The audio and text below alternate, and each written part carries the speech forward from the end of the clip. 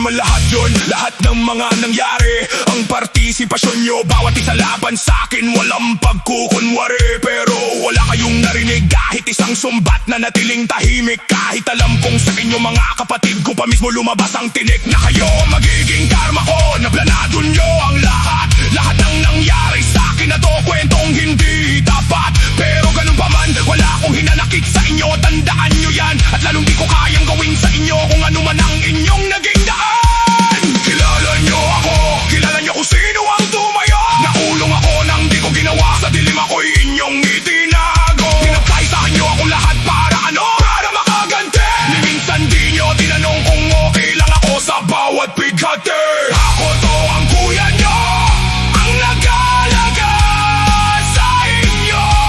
Ni minsan di nyo nakita sakripisyo ko mula nang bata kayo.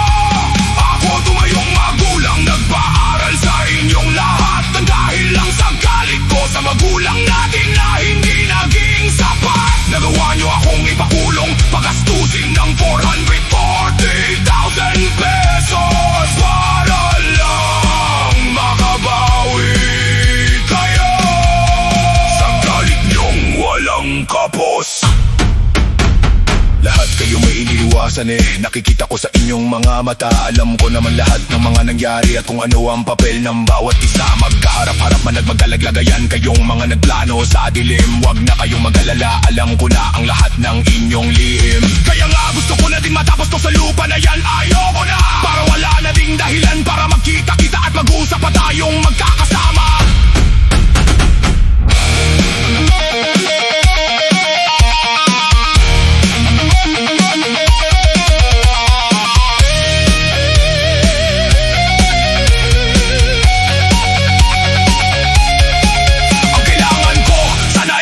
Kasama sa paglalaban na to ang masakit kasi ako na yung diniin nyo.